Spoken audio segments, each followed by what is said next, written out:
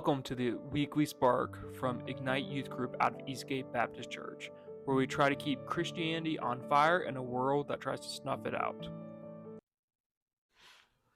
Hello there, gentlemen. Welcome to this week's Weekly Spark. Let's get right into it. We are finalizing our series in Proverbs chapter 6, our mini-series when we talked about the things that God hates. Because if we want to live a life that's pleasing to God, we need to make sure we are avoiding the things that He hates. We talked about pride, how God hates pride. We talked about lying, how God wants us to be people who tell the truth. We talked about how hands that shed innocent blood, and we put it towards, we took a step farther as Jesus does and talked about anger and how, someone who has unrighteous anger or is angry with someone without a cause, they are guilty of murder in their heart. We talked about a heart that divides with wicked imaginations. Someone who just thinks evil things, and feet that are quick in running, feet that be swift in running to mischief. Someone who is quick in going into sin. Today we are talking about the final one, the seventh thing, and it's he that soweth discord among brethren. He that soweth discord among brethren. This is talking about someone who wants to, stir things up, and what discord, a chord in music is three notes that are played in harmony. But if you were not to play, you can't just put three random notes together and it would sound right. If you just play three random notes, there's a chance that it wouldn't make a chord and it would sound bad. And that is what happens when you got someone who is sowing discord among brethren, that is trying to steal the peace from brethren, or trying to disrupt the peace from friends. And yes, it can apply to this verse, can apply to the local church, but it can also apply to you and your friend groups. Are you someone who wants to keep peace with your friends? Or are you someone who is, sowing discord? You are disrupting the peace. And God wants us to be peacemakers. Matthew 5 says, "Blessed are the peacemakers," this is verse 9, "for they shall be called the children of God." Ephesians 4:2, "Endeavoring to keep the unity of the Spirit and the bond of peace." Colossians 3:15. "And let the peace of God rule in your hearts, to the which also ye are called in one body, and be ye thankful." Hebrews 12:14. "Follow peace with all men and holiness, without which no man shall see the Lord." And Romans 12 talks about how as much as lieth in you, if it be possible, as much as lieth in you, live peaceably with all men. God wants us to be people who are peace. I know Pastor Barnes has said many times that we should be someone who brings peace into a room. Someone where as soon as they walk into a room, you just get tense up. You just feel like you can be walking on eggshells. That's not what God wants. That is someone who sows discord among brethren, because that person is promoting disunity. That person is promoting not being peaceful. And it's almost like sometimes with some people, I know we say walking on eggshells, but it's more like walking on landmines. Landmine as a weapon, it's underneath the ground. Someone unknowingly steps on it and blows up.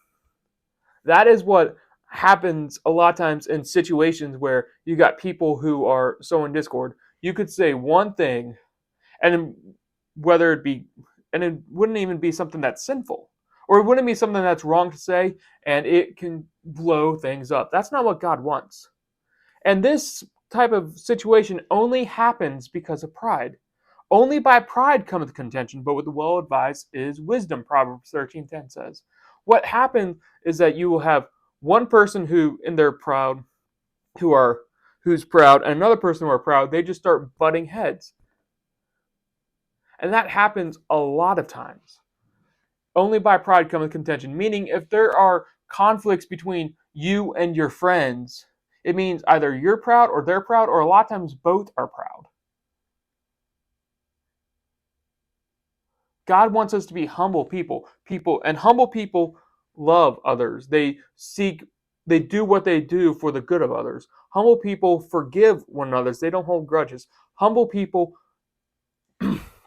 are patient. They're long-suffering. They're meek and gentle. They Don't blow off the handle. And, they are gentle, meaning not saying they're weak, but they're not going to just, blow up at someone and use harsh language, but they might put a stop to it, but it'll just be the appropriate force necessary. They're not going to be, that's what a humble person is. Someone who sows discord is proud and they want to just, mess things up, mess the peace up. God doesn't want us to be like that. God wants us to be people who live in peace with each other.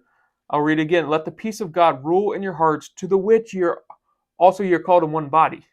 It's talking about having the peace of God in our hearts, but it means the peace of God that we have with others. That we're not living in discord with other people. In this context, it's talking about the local church. The Bible says, blessed are the peacemakers, I'll read it again, for they shall be called the children of God.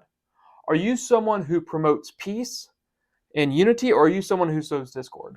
Are you someone who, with your mouth, is just attacking everyone, or with your mouth is putting down all your friends, or with your mouth is just saying things? And it could be, you're saying something behind someone's back. You're saying something behind someone's back, and and that has happened a lot and has hurt many friends. Don't be someone who sows discord. Be someone who promotes peace. Peace with your friends. Peace with your siblings. Peace with your classmates. Don't be one who sows discord and tries to, stir the pot and stir things up. Be someone who promotes peace. Gentlemen, that's my challenge to you this week. Be someone who promotes peace. Be someone who's not stirring up fights. And just see how, and because that is what God wants. God does not want us to be people who try to stir up trouble and try to stir up fights and conflicts. He wants us to be people who squelch them and live in peace. And gentlemen, that's all for this week. We'll see you next week.